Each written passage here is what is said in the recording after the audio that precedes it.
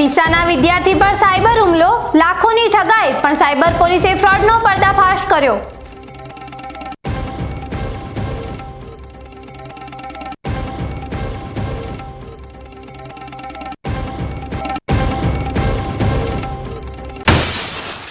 તંત્રની ઘોર નિષ્ક્રિયતાને પગલે આસ્થાના ધામનો માર્ગ ખાડાવાળો, મંત્રીઓ પણ જુએ છે છતાં કોઈ કાર્યવાહી નહીં થતા શ્રદ્ધાળુઓમાં નારાજગી।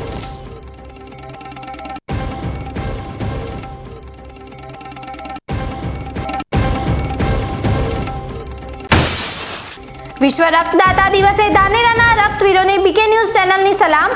183 વખત રક્તદાન કરી જોઈતાભાઈ બન્યા પ્રેરણા।